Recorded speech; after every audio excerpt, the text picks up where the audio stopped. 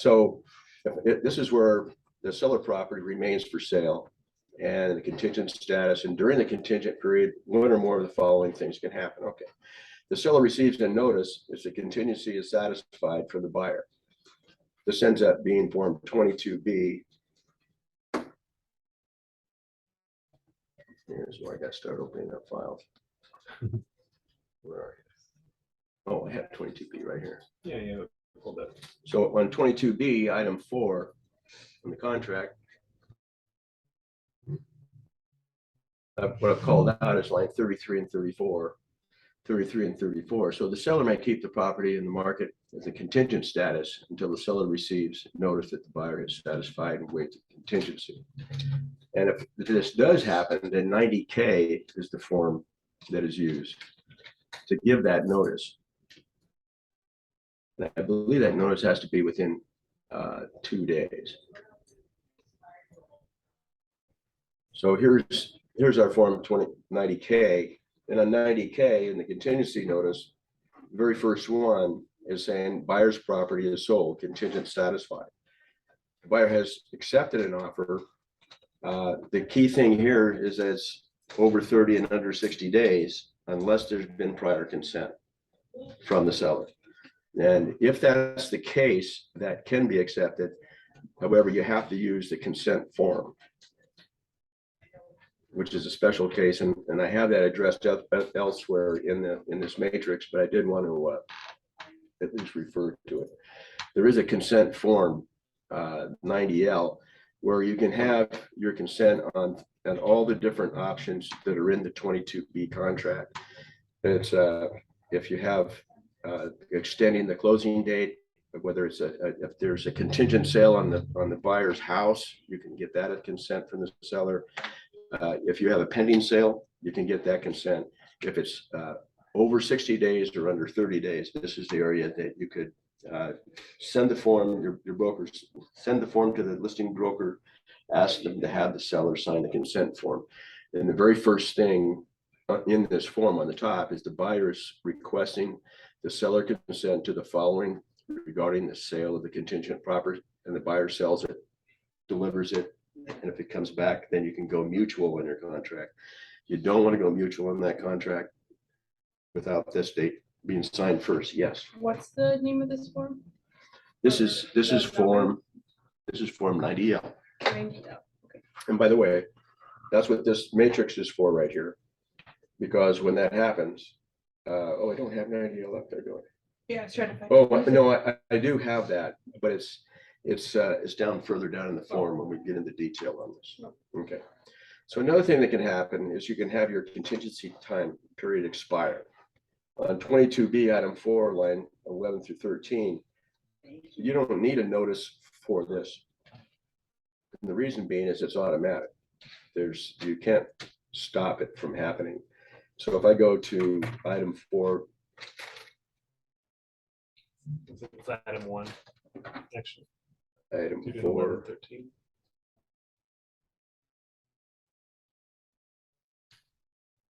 Let's be on a different form.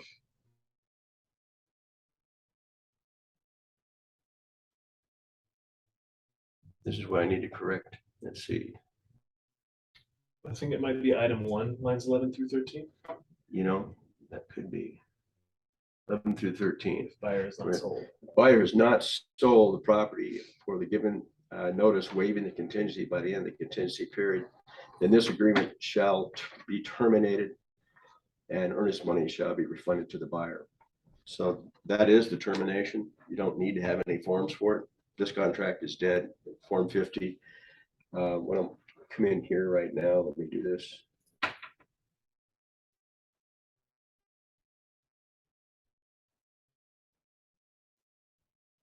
So this is item 1. Yep. All right, we got our first correction. Cool. Okay. Another thing that could happen is the seller receives a notice and the contingency is waived by the buyer. So if we come back to item 4 again, step, I hope it's the right one this time, line 33 and 34.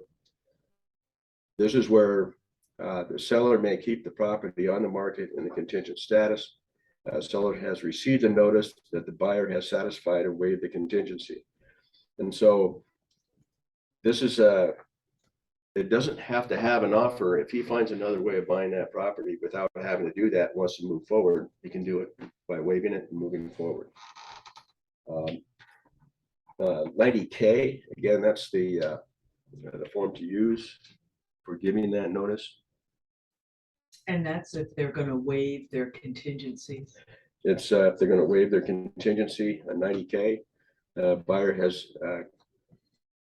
contingency is satisfied. And then they move forward. If they move forward, they have 30 days. Well, they don't have to worry. If they're moved forward, they can go from there.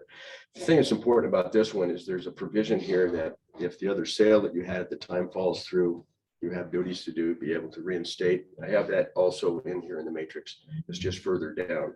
I haven't got to it yet. So if they do the waiver at the bottom of that 90K, they waive everything. Right? They waive everything.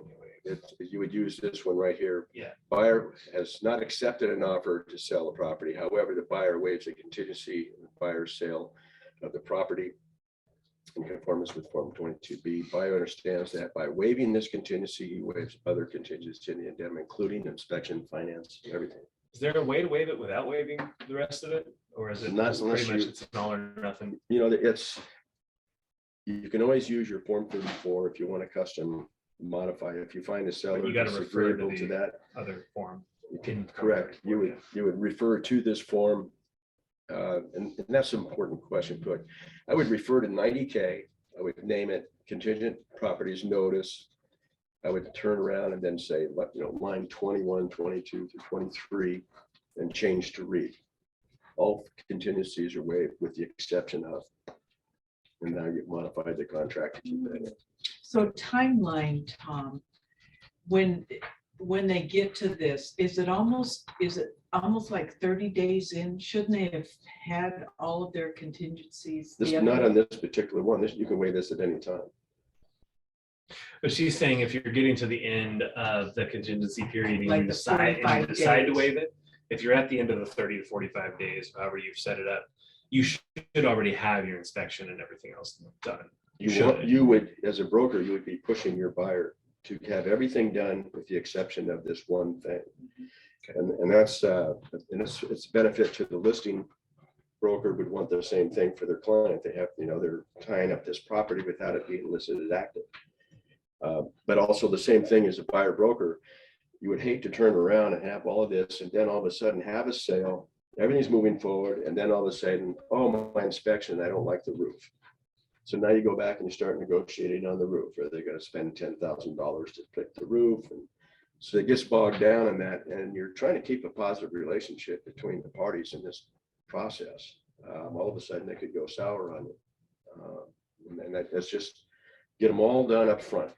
That's not, if you have a septic addendum, if you have any other kind of contingency, get them all done. Then you have an easy way to go forward to closing.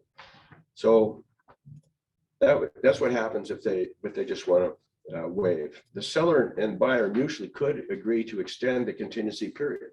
So if it's 45 days and I'm at day 40, I might start talking to that listing broker when I've done this. And matter of fact, I've had more than one extension on a deal, and say, is your seller open to extending this for the buyer? I'd like to put an addendum in for an extension.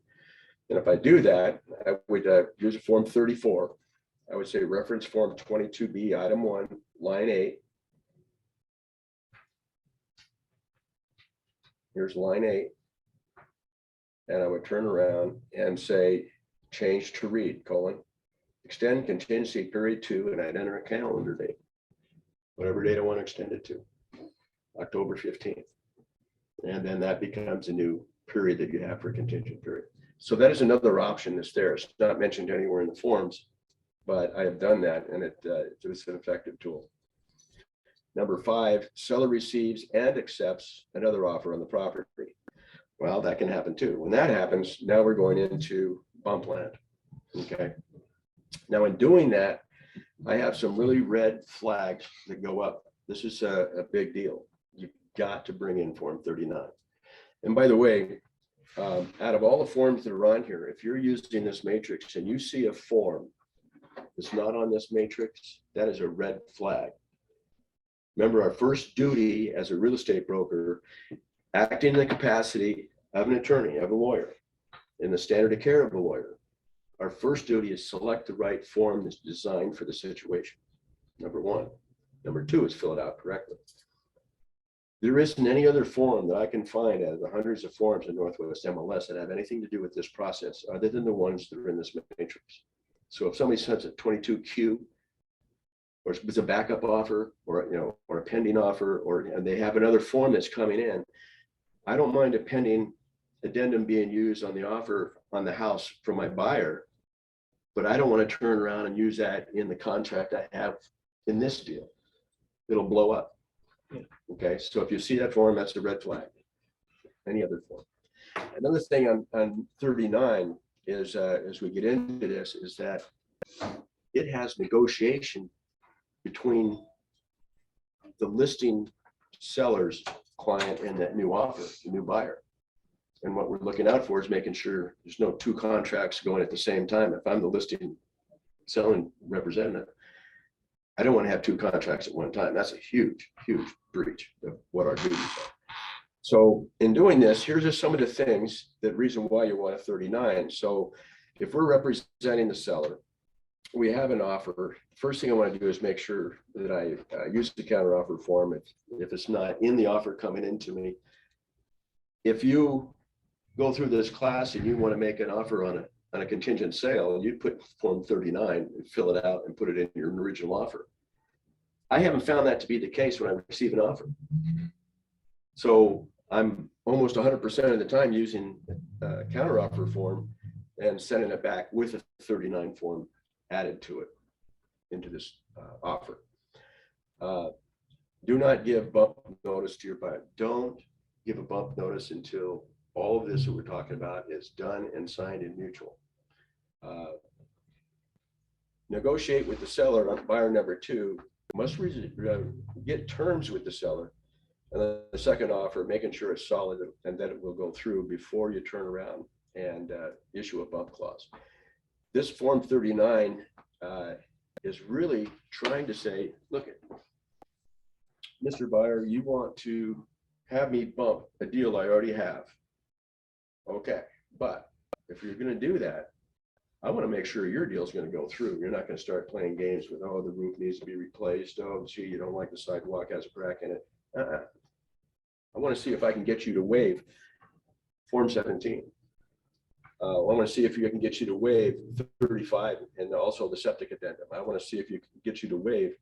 And I'm trying to get as much of this as I can to protect my sellers so that deal, once it's solid, will not fall apart and blow up on me. Okay.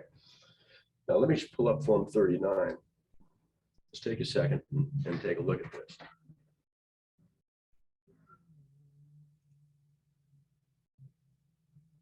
So that's another reason why you want your seller, when they're listing, to get that septic inspected and pumped so that they'll feel comfortable Waiving it. waiving it. Yeah. Yeah. Yeah. Or and also pre-sale home inspection. That's also another thing. Yes, it is. If you have that pre-inspection, if you have everything up to date on the septic system, if you have a well, then have the well guy go out there and do a test on it. The more that you do for that will help you in this kind of environment. So if you're in a contingent sale, you can go out and have those things done while you're in the contingent period. So if you do get an offer, you help that offer's capability of going through and getting these things all waived on that new offer coming in. That's a good preventive measure to take. So this is Form 39. And right off the bat, the very first thing it does is that it makes this second buyer acknowledge that the property is subject to a prior purchase and sale agreement. It makes them aware that depending on what happens, if they're going to a contract mutual, this one can be terminated because the rights of the first one are met. So it lets you have a contract in 2 different properties, but it really puts this one in like a second position rather than first position. Okay.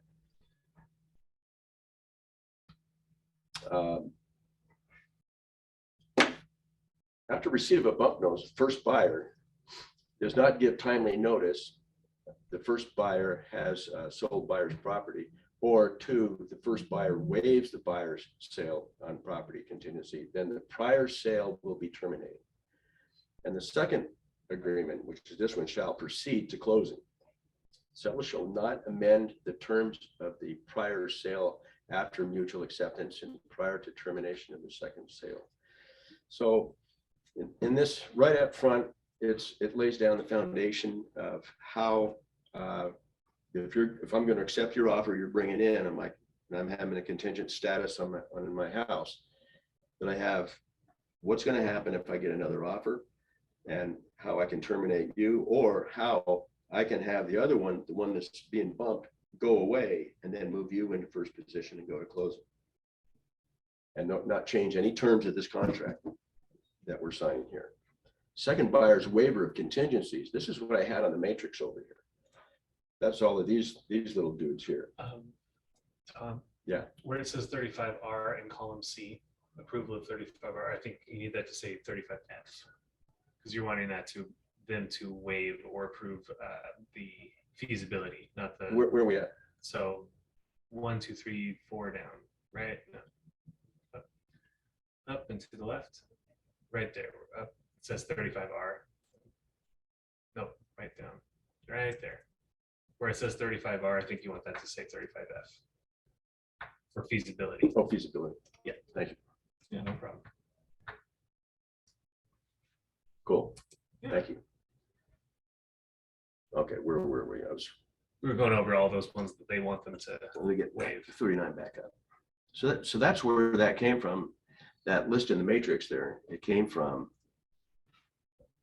item 2, A, B, C, D, E, and F right here. Okay. And that's when I go in a counter offer, I'll be checking these boxes off and then sending them back with my offer. And this is all negotiable now for whether we accept this offer or not. Bump notice within so many days, if not filled in, the second buyer's notice that all contingencies selected in paragraph 2 of this addendum have been satisfied or waived. The bump notice shall be given to the first buyer. So until there's agreement on this and it's signed, we're not going to give a bump off it. It's not going to be given. And you're making that buyer know that. Seller shall inform second buyer of the results of the first buyer's response to the bump notice. If the second buyer terminates this second sale agreement without legal cause after the bump notice has been given to the first buyer, the second buyer shall be in default. That means I can keep your earnest money. So if they're going to pull their offer and I'm going to give a bump notice to my guy and they go away and I come back to you, if you try to kill the deal, you kill the deal, then I keep your earnest money. Tom, what would be some examples of some additional addenda that you might put in item F there, item 2, box F? Like, would that be like a title contingency? Well, There, that kind of that blank. Could be homeowners association, any of you have those. neighborhood other- reviews, you have all kinds of goofy things. So items from Could happen. 22D. Any item that you might suspect to be a problem, and if it's in a certain neighborhood, you don't want them to pull that card on you, then you might put that one Especially if in you there. already went through that with the first buyer. It's already been reviewed. If there's something happened with that first buyer where your alarm went off, you want to take care of it right there in that blank. Perfect. So it just gives you an option to fill that in with whatever concern you might have. First buyer's Can we contingent. just use something like that with regular offers? Do we have to wait for a 20 second a bump? Can we just tell the first buyers that they need to just Copy this and put it in Form 34 and say, hey, I get Yes, rid of these there we things. go. Get rid of the second part, just say buyer's approval, not second buyer's approval, okay. I think it makes- I have a counter offer from one of our brokers where they took all of the contingencies out. Oh, wow. And I haven't sent a response back because I need to talk with Tom about that. But yeah, that's the first time I've seen that. Buyer's real serious. Let me, people on Zoom, could you hear Marcia? Can you hear her? Okay, Sam? Okay, good. Thank you. Smith, so, yep, okay. Yeah, you in the back row, you gotta speak up when you're. We're trying not to be too disruptive back here in the peanut gallery. Yeah, the bleachers, yeah. So first buyer contingency not satisfied or waived. First buyer response to the bump notice by terminating the prior sale. So again, all this form does, and if it's, and as you can see, if you accept an offer without this form in it, whether you want to bump and get rid of the other party and they say, okay, and they go away for whatever reason, or they stay and you have to get rid of this offer, all your mechanisms are here in this form. This addendum controls all other terms and conditions of the second sale agreement remaining in full force and in effect in the event of conflict between the terms of this addendum and any other terms in the second sale agreement. This addendum controls, it overrides, so it sets precedence. So that's the main thing about this Form 39 and how important it is that it's included when you have a contingent sale and somebody makes an offer on your house. Now, the way I broke this down, because the way these contract forms jump back and forth with each other, extremely confusing trying to follow them through. So what I've done is said, okay, let's first talk about if we're going to have as a contingent situation and all of a sudden now we have a bump. Here's before we accept the offer, this is what we do. Now, once we have that satisfied, now we can issue the bump notice. And from Form 22B, the buyer has so many days to respond by the expiration of the contingency period. This is where item 4, lines 34 through 37. Again, that's why I have this outside column here, because trying to search through the forms to find out what you're going to do on something, it's like a needle in the haystack unless somebody's telling you where to go look.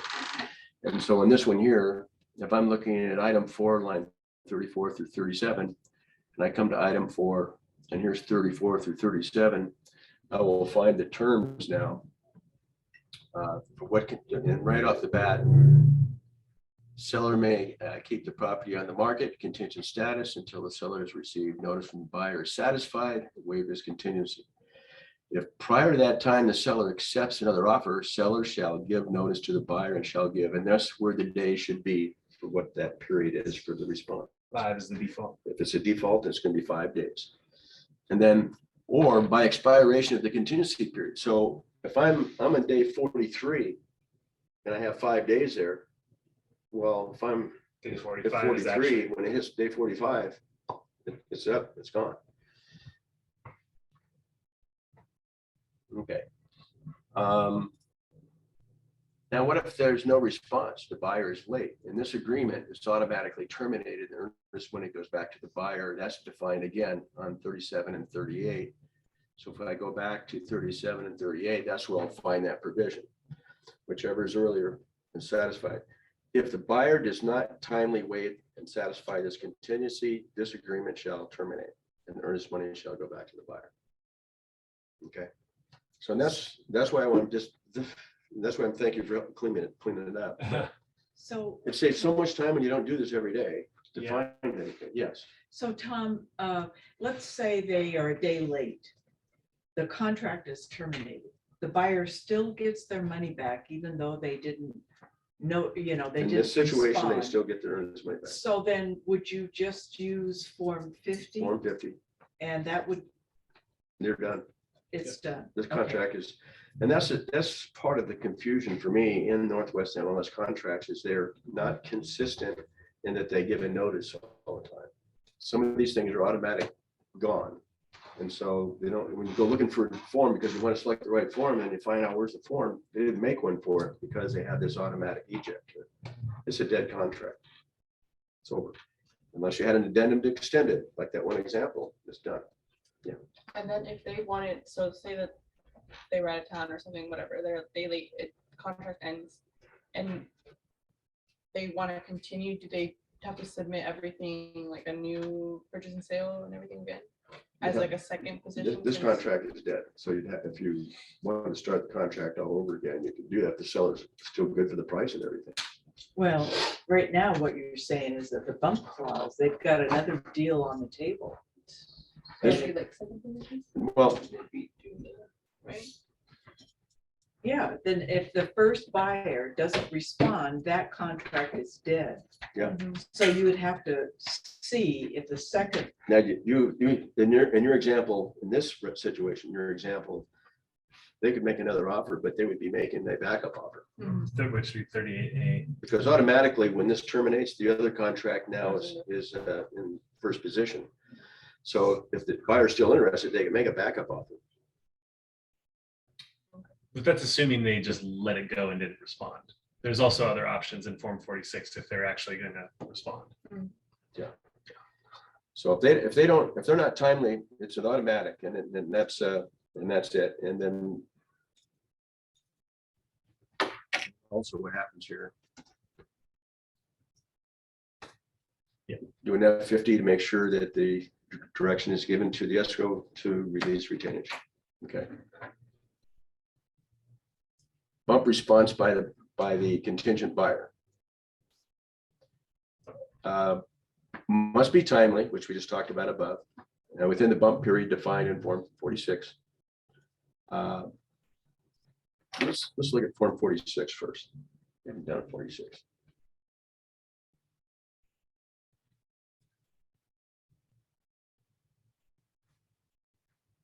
So here's a Form 46. So I can select buyer's property sold, contingency satisfied. Within that 5 days, I might have an offer come in and accept that offer, and boom, I'm good, satisfied. That could happen.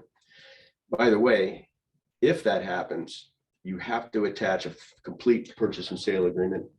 That's the question I had about Form 44, the bump notice. Does the seller have to give their contingent buyer a copy No. of the offer that's bumping them? No. No. Okay. No. It's Could they one way be- street. It has to be this direction. They be lying with a bump notice in order to get their contingent buyer to waive? If you're working with a crook.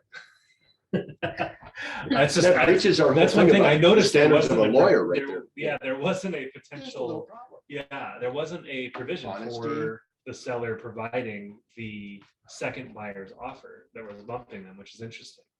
So always, it just comes out of the blue and you're like, really? You have a competing offer? And I guess it doesn't matter what's in the offer, it's bumping you. So you got to respond. Yeah. Okay. Okay. Yeah.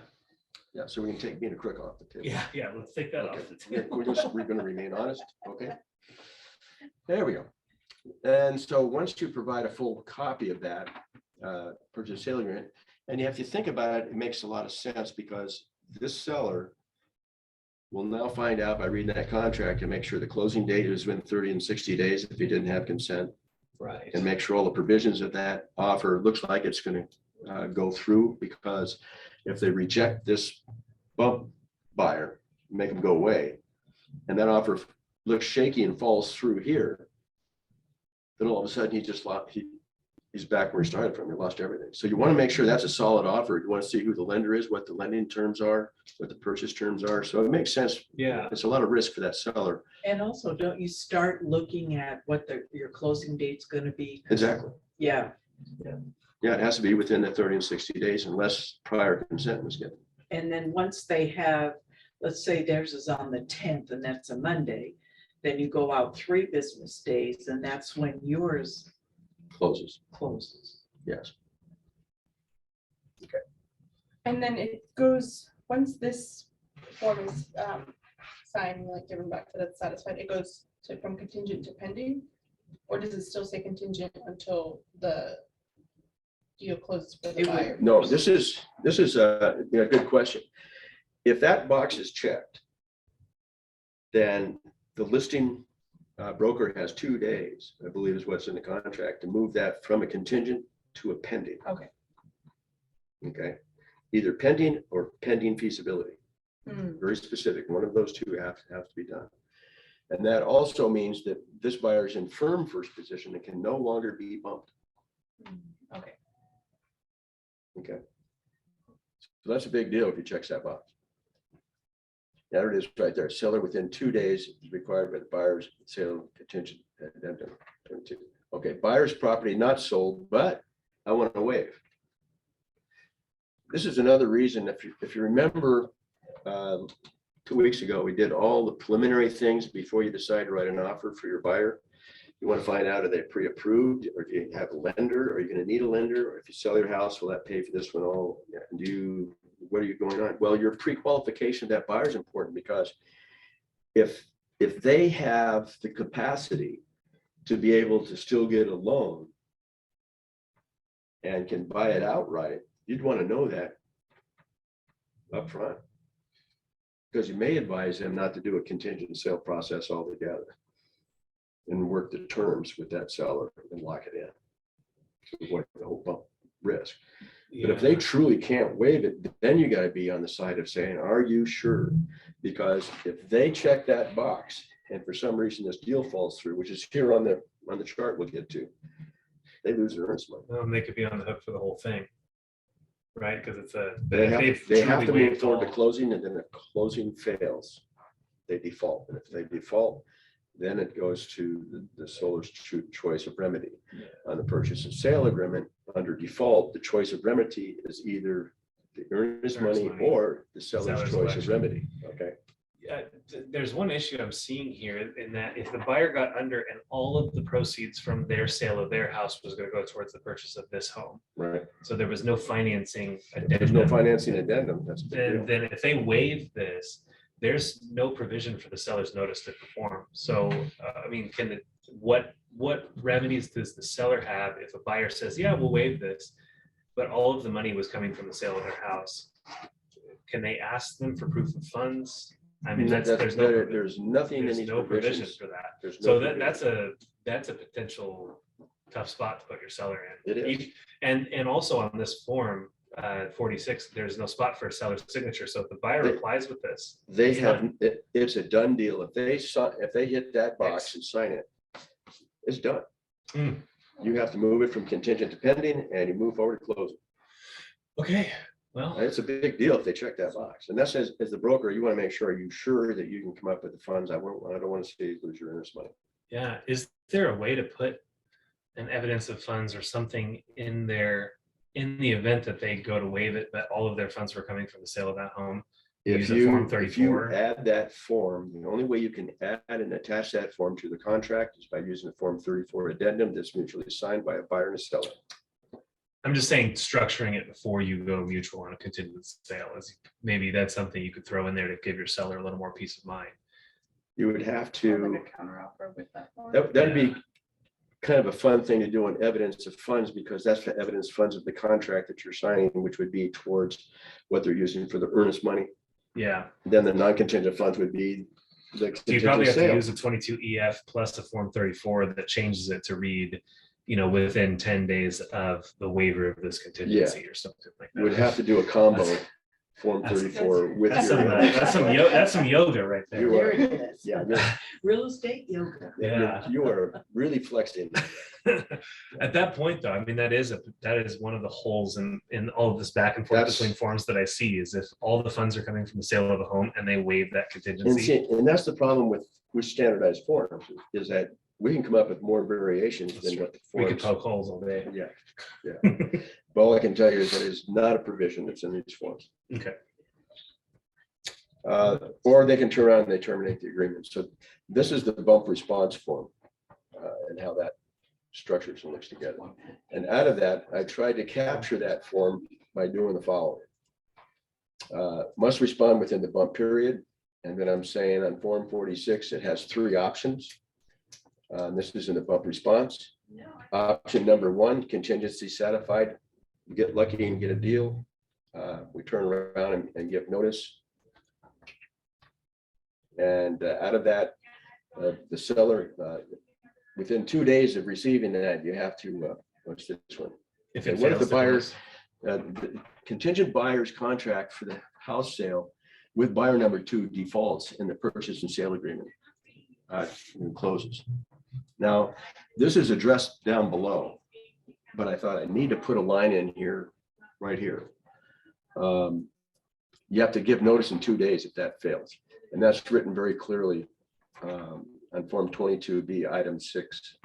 And it's also on Form 46, line 11 through 12. We just read that one. You have to do it, notice in 2 days.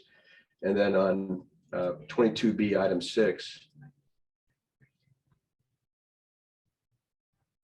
line 47, failure to close. So it's addressed in form 22B. This is the way it goes down. Buyer shall give notice within 2 days, which is the same thing as said in the bump notice form, to learn that the sale of the property has failed. Such notice must be given regardless of whether the buyer chooses to proceed with this agreement. And here are the options that come out of that. The contingency survives. And so I'm going to go through all of these on the form as we come down. So within 2 days, you give notice of failure. And there's, again, we'll go through all of that in a minute. Option 2 and go forward is contingency is waived, but the house is not sold. That's the thing to point out on that is you must waive all contingencies, which is on line 40 and 22B. Waive of this contingency and waive all conditions of this agreement, including finance and contingency. The other thing is that it must close within 30 days, and that's on line 41.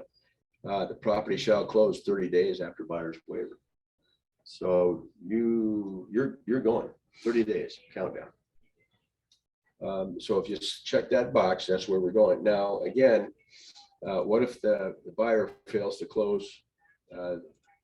It's a default if you don't close, you're going to use a 90D or a 90E. One of these is for the purchase and sale agreement. Let me just give an example of what that.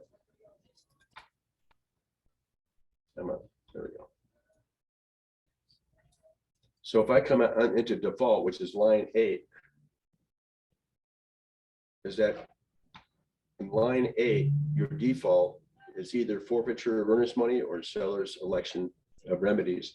And so depending on whether you use D or E, one of them is written for earnest money and one of them is written for choice of remedy. And so you choose which one of those. When you do that, then there's a release of earnest money form on Form 50. And on Form 50, you then designated how much money and to which party receives the money. And that's where it's important when you fill this out. Is the earnest money going to the buyer? Is it going to the seller? Is there something going to the listing firm? That's going to be more important when we have terms for when things, the new form's coming out in October. Probably see this being used more.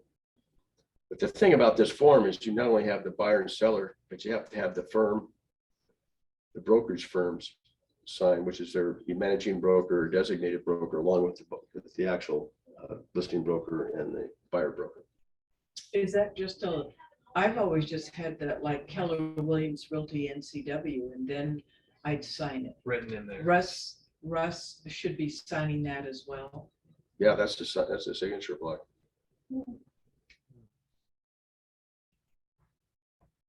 Interesting. What form number is that? 50. 50? Yeah. Yeah.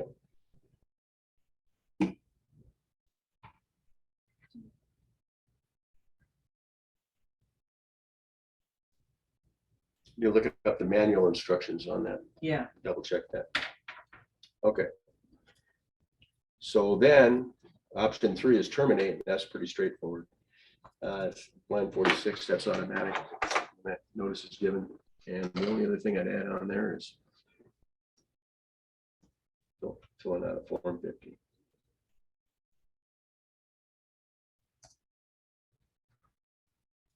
Okay.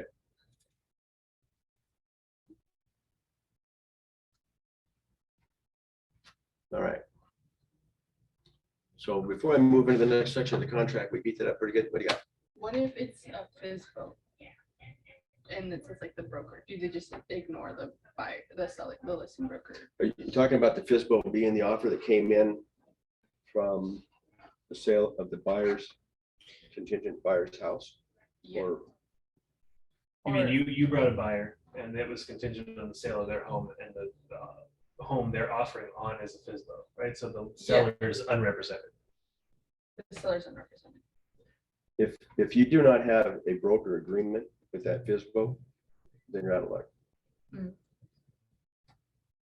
And I can't believe it. I mean, why would you represent a fiscal and write an offer form and if you don't have an agency agreement with them where you get compensated? If you do, then that Form 50 should have your part of your compensation negotiated. Yeah, I think what she's asking with the Form 50 is if, because yes, you'd use a Form 41C to establish your commission. What my And commission then, is. maybe a Form 42 to just establish that you are representing the buyer only, that you're not responsible for the seller. Correct. When you go to do a Form 50, there, you'd leave that listing firm part blank, right? Because there is no listing. There is no listing for it. Well, okay. That's, They don't exist. Yeah, in the FISBO situation, that'd be blank. okay. So as I come forward in this form, we now move to section 5, which is contingent satisfied. And contingent satisfied, he agrees to proceed with the terms of the purchase and sale agreement going forward. You have to give that notice within 2 days of reaching mutual. And the contingent buyer must deliver the notice to the seller. And that would be a Form 90K, and you'd be checking the box on lines 5 through 7. And that is contingent satisfied. So I thought I had that form open. Let's just double check it.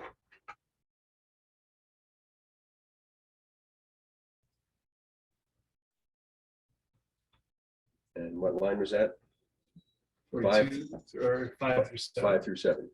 So you'll be checking this box, and it is a notice, so it'd be signed by the buyer only and delivered in 2 days.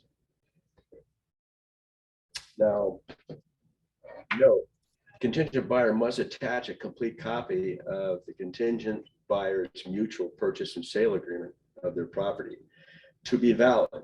It's not valid notice unless it's attached. And it has to be a full copy. There's been real arguments about getting part of a purchase and sale agreement, not the entire State agreement one. with all of the attached addenda. Okay. 5-minute warning, Tom. Okay. So, And then the other thing to take note on that, there's no time extension in the contingent buyer sale of their property. They're making a commitment. There'll be no time extensions without prior written notice from the seller that it's okay to have a time extension. That's defined on 22B, item 5, line 46. See, where did I say that again? line 46. Buyer may not extend the closing date for the sale without. Buyer may extend closing the sale for buyer's property without seller's written consent. Okay. Now, closing date. Form 90K triggers a new closing date for the transaction. The deal between the seller and the contingent buyer in their purchase and sale agreement shall close 3 days after the closing of the contingent buyer's property. And that's defined on page, on line item 5, line 44 and 45. So the sale of the property shall close 3 days after the closing of the sale of the buyer's property. Buyer's notice shall be in the contingency property notice of Form 90K or similar form. Buyer must not extend the closing date of that sale without prior written commission. So that's why there's never been, and that's why there are no forms for 22Y ever used. That's another thing. If you see somebody using a 22Y, that form blows up in this environment. That is not a correct form to use. Well, it just doesn't apply, right? Because this takes precedent over it. Well, then you have what happens if you did that is it's no longer a matter of precedence. It's a matter of now you have contract ambiguity. You have created an ambiguous provision using 2 different addendums that are in conflict with each other. So now you're saying which one controls, and you're a real estate broker. You are now outside the bounds of acting in a limited capacity as a lawyer. And now you would have to get a lawyer to untangle it. Or a judge. Okay, so don't use a 22-1. So that was that rule. Did I hit all of these? Not that bottom one. Okay, changing the list and depending, there we go. This is a huge one for listing brokers. The Northwest MLS transaction desk changed the listing status to pending. There's a Northwest MLS Rule 120, the notice of sale changing within 24 hours. So that's a big deal that has to be done. Now, item 6, buyer's property for failure to close. This is this one goes all over the map, and we're almost out of time. We're got 2 minutes. Let's see how fast we can go through this. Contingent buyer mutual fails on house number 2. After a contingency is satisfied, the contingent buyer's deal falls through. Multiple options now apply on Form 22B, item 6. So this is item 6 in Form 22B. A failure to close. The seller must give notice within 2 days, and then either the contingency survives. So if we're in day 35 and we had mutual and then it falls apart, we haven't used up to 45 days yet, it can be reinstated. That is one thing that can happen. The agreement could be terminated. If the time is expired past 45 days, it's expired. You can have the buyer waive. You can give a waiver and say, I waive contingency, don't terminate, waive contingency. And that has an option where the sale property has to close within 30 days. Waiver of the buyer in new construction is a weird thing. It has to do if you're buying a house that's in a development, it's brand new. It's just kind of, for me, it's just stuck in here. It doesn't stay with the flow of what our conversation is in this provision, but it is what it is. But if you are waiting on a certificate of occupancy, If you're waiting on a certificate of occupancy, this is how you deal with it. It's in here. So let me run through these options real quick. So here we go. We had those 3 options other than the new house. And I tried to outline them here, where the first option, the contract is terminated, the earnest money is refunded. This is talking about 6B. They did this out of order, which is confusing to me back and forth because the first one is here. But item B is the agreement to terminate.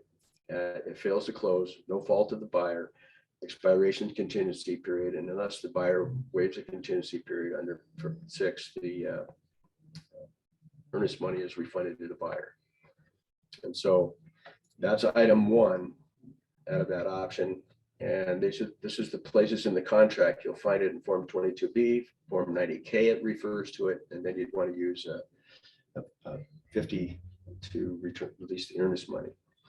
Now in option 2, which is really option 1 over here, option A, is the contingency survives. And that we're going to reinstate it. So, okay, so failure to close reinstatement time is still remaining in the contract term, is to find buyer number 2 for the contingent buyer's house. The clock on time continues until it expires. This is a situation where I've had in the past where I wrote a Form 34 and I extended my period. Said, well, instead of just 4 days, give us another couple of weeks to find a buyer. So I used Form 34 and I went in and I gave an example of that earlier and I extended the contingent time. Especially if the seller's invested and they're in a good mood, they want to sell their house. So that's the option number 2. The number 3 is item C over here on 6, which I still have. That's that waiver of the buyer. That is a really extremely dangerous one potentially for your buyer if they can't close, but it's an option. That's on lines 56 through 60. 56 through 60, that's where it's described right here.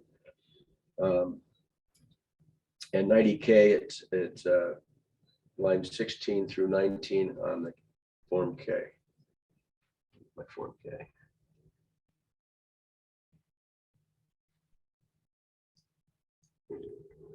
yeah, that option 3 really only makes sense is if your buyer had contingent funds that they could have liquidated and they just would have rather used the proceeds from their home, right? So if they've got the funds sitting around and they just need a few days to liquidate them, fine. But If they find, if they can convince, they really do. If they can convince you, they can come up with that money, then that's great. And I'm going to be able to tell that to the other broker. right,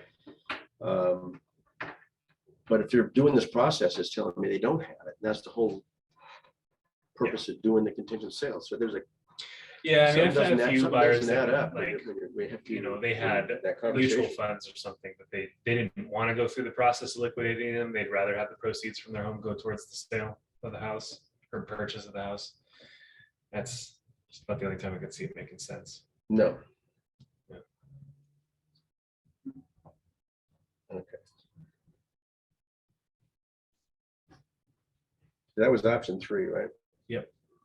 So as move forward, and you have to close within 30 days, and that's on line 56, or 56 through 60 described, and 90K is item 16 through 19. And that's this option right here, failure to close in a waiver. Okay. So with that, the only other thing is default. And what happens if the buyer fails to close? We're back to using either 90D or E as far as our notice. Again, that goes back depending on which box is checked for earnest money or remedy by seller. And then E, which is seller to elect remedies. And then 50 is release of return as money, and then the contract's dead. Okay, so it says enter the name of the listing or the buyer brokerage firm. And then the listing or buyer broker as licensed, sign and date the agreement. So the you don't- firm isn't a signature block. That's right, This is good. That's on Form 50. Hold on, let's go back and clarify. yeah. So here we are on Form 50, and Marcia went back in the instructions. So this is where you would write in the name of the firm on both of these and then That's listing. right. and So selling you bonus don't, sign. you wouldn't need Russ's signature on Okay. those ones. You know where I think what I did is confuse that because on your rescission agreement, I think, Yes, You have to do decision it. does Yes, and you referral do. agreements. Yeah. Yeah, because this is just a release, this is. and also if you cancel a listing or, That's right. On Form Um, 19. yeah, Right. anything on Form 19, change the date, the price, Yep. they have to know, because it's Okay. their listing. Yeah, that makes a big difference. Awesome. The rescission is, that form is one of the most misused forms out there. There's only really one real reason why you want to use it, and it's Form 17. Yeah. Okay, All right. Well, so that gets us back to the last but not least, is item 7. It's only one thing, and what it does is it just outlines and clarifies that the closing date set forth in this agreement shall supersede the closing date set forth in the agreement. And that's one simple sentence at the very end to end the form.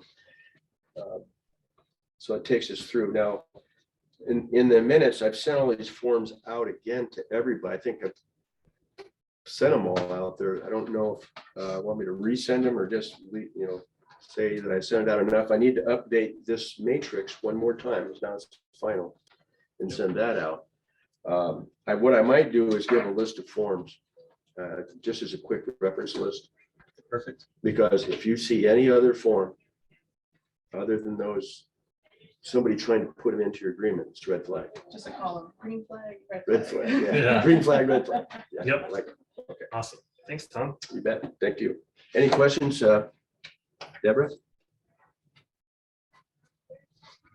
And Samantha said she got called away, but she was. No, this has been great. Oh, good. Thank you, thank you. You're very welcome. I'm glad you could hang in there. Yeah, absolutely. It was good. It was good stuff.